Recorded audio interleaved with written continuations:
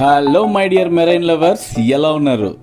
ఈరోజు మన వీడియోలో అద్భుతమైన కొరమీను చేపల పులుసును ఎలా చేయాలో సులభంగా వివరిస్తాను.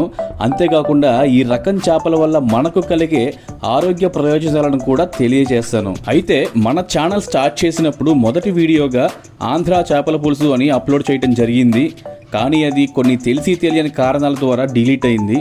మళ్ళీ అప్లోడ్ చేయడానికి కాపీ కూడా లేదు. అయితే కొందరు సన్నిహితుల కోరిక మేరకు మళ్ళీ కొత్తగా ఈ వీడియో చేయడం జరిగిందండి. కాబట్టి ఈ వీడియోను కూడా ఆదరిస్తారని ఆశిస్తున్నాను. సో ఏమాత్రం లేట్ చేయకుండా కొరమీను చేపల పులుసుని ఎలా చేయాలో చూసేద్దాం పదండి. Welcome back to our channel. నేను మీ డాక్టర్ షెఫ్. ఇక్కడ వైద్య పరిజ్ఞానంతో పాటు నేను నేర్చుకునే వంటలు, వాటి పోషక విలువల గురించి సులభంగా వివరిస్తాను. ముందుగా ఈ కొరమీను చేపల వల్ల కలిగే ఆరోగ్య ప్రయోజనాలు తెలుసుకుందాం. వీటి ద్వారా శరీరానికి హై క్వాలిటీ ప్రోటీన్స్ అందుతాయి. తద్వారా కండరాల గ్రోత్కి మరియు వాటి రిపేర్కి సహాయపడతాయి. అలాగే ఒమేగా 3 ఫ్యాటీ యాసిడ్స్ అనే హెల్దీ ఫ్యాట్స్ లభించడం వల్ల మన గుండె హెల్దీగా ఉండడానికి సహాయపడతాయి. అంతేకాకుండా మన బ్రెయిన్ చురుకుగా పనిచేసేలా చేస్తాయి. హీలింగ్ ప్రాసెస్ని కూడా స్పీడప్ చేస్తుంది. గర్భిణీలు, పాలిచ్చే తల్లులకు ఈ కొరమీను చేప ఎంతో ఆరోగ్యకరం. అంతేకాకుండా దీని ద్వారా వైటమిన్ డి కూడా అధికంగా లభిస్తుంది. తద్వారా మన రోగనిరోధక శక్తికి, ఎముకల బలానికి ఎంతో సహాయపడుతుంది. అందుకే నేను అంటాను, కొరమీను కోమలమే అయిన ఆరోగ్య ప్రయోజనాలు అరాచకం. కాబట్టి ఈ ఆదివారం మీరు కూడా ఈ కర్రీ ట్రై చేసి సండే ఫండే మాత్రమే కాదు, హెల్దీ డే కూడా అని ప్రూవ్ చేయాలి.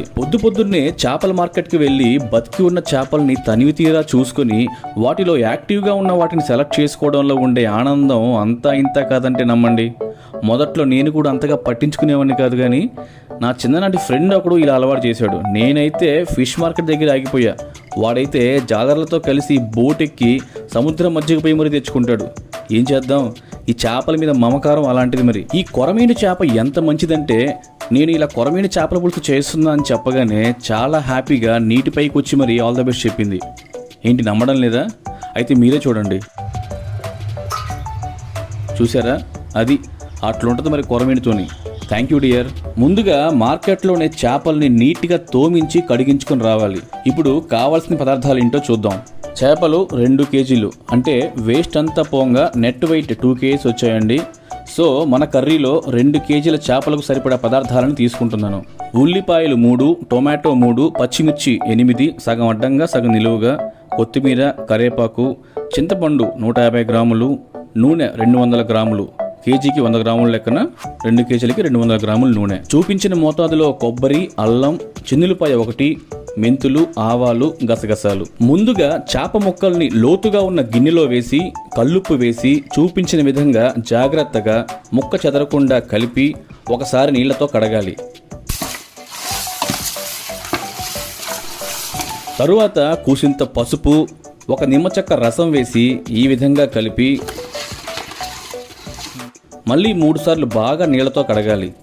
చేప కడిగే విధానం బట్టి మన నైపుణ్యం ఏంటో తెలుస్తుంది. కాబట్టి జాగ్రత్తగా కడగటం నేర్చుకోవాలి. తర్వాత ముక్కలన్నిటినీ ఇలా వేరు చేసి కూరకి వీలుగా ఉండే ఒక వెడల్పాటి పాత్రలో వేసుకుని చూపించిన మోతాదులో ఉప్పు, పసుపు, ముందుగా చెప్పుకున్న మోతాదులో నూనె, వేళ్లకు సరిపడా కారాన్ని 3 సార్లు వేసి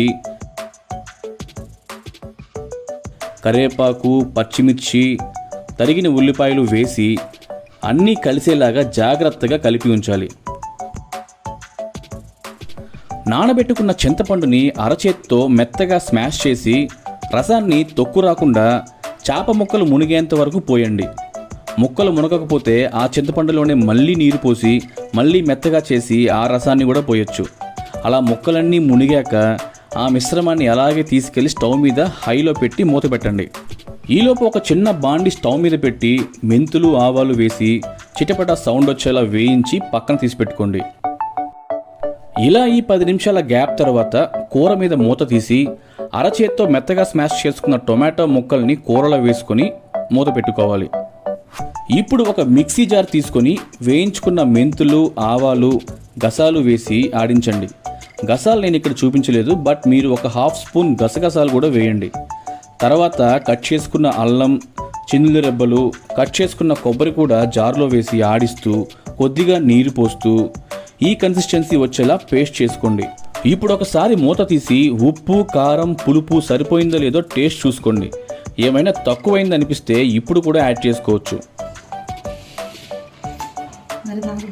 కొంచెం ఉప్పే, ఇంకా పులుసు సరిపోయింది, కారం కూడా చాలా. ఇప్పుడు తయారు చేసుకున్న పేస్ట్ని కూరలో వేసుకుని మొత్తం కలిసేలా జాగ్రత్తగా కలుపుకోవాలి. ఇది కొంచెం కేర్ఫుల్గా చేయాలి. మొదటిగా గరిటెతో కొద్దిగా కలుపుకొని ఆ తర్వాత పాత్రని ఇలా జాగ్రత్తగా పట్టుకొని ఇలా సర్క్యులర్ మోషన్లో నెమ్మదిగా తిప్పుతూ ముక్కలు చెదిరిపోకుండా పేస్ట్ అంతా కలిసేలా కలుపుకోవాలి. మధ్య మధ్యలో మసాలా అడుగంటకుండా ఇలా గరిటెని ముక్కకి తగలకుండా అడుగు వరకు వెళ్ళి కలుపుకోవాలి. ప్రాసెస్ మొత్తంలో జాగ్రత్తగా ఉండవలసింది ఇక్కడే. ఇలా కలుపుకున్నాక స్టవ్ మీద మీడియం ఫ్లేమ్లో పెట్టేయండి.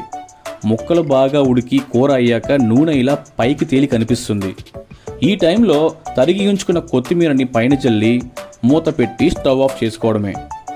అంతేనండి, అందరి మనసుల్లో చెరగని ముద్ర వేసుకోవడానికి సిద్ధంగా ఉన్న అద్భుతమైన కొరమీను చేపల పులుసు రెడీ అయిపోయింది. ఆ రోజైనా ఈ రోజైనా ఏ రోజైనా చేపల పులుసుకి తెల్లన్నమే సరైన జోడి. సో దీని టేస్ట్ ఎలా ఉంది అని మా ఇంటి క్వాలిటీ అనలైజింగ్ ఆఫీసర్ని అడిగి తెలుసుకుందాం. మా నాన్నకి ఏది ఓ పట్టా నచ్చదండి. ముక్కతో పాటు పెట్టుకోను చూచాను కానీ ఇది ఎట్లా కొరమెన్ ఫిష్ సూపర్ నాన్న, బాగుంది, బాగా కుదిరింది. అది మా నాన్నకి నచ్చితే ఇక తిరుగులేదు. మీకు కూడా డెఫినెట్గా నచ్చుతుంది. సో మీరు కూడా ట్రై చేసి ఎలా కుదిరిందో మీ వాల్యుబుల్ కామెంట్ని కామెంట్ సెక్షన్లో తెలియజేయండి. వీడియో నచ్చితే లైక్ చేసి మీ ఫ్రెండ్స్ అండ్ ఫ్యామిలీ మెంబర్స్కి షేర్ చేయండి. కొత్తగా వచ్చిన వారు సబ్స్క్రైబ్ చేసుకోవడం మర్చిపోతున్నారు. ప్రతి వీడియోలో గుర్తు చేస్తున్నాను. సో ప్లీజ్ సబ్స్క్రైబ్ చేసుకుని బెల్ ఐకాన్ క్లిక్ చేసుకోండి. మరొక మంచి రెసిపీతో మీ ముందుకు వస్తాను. అంతవరకు సెలవు తీసుకుంటాను. ఇక ఉంటానండి. Thank you.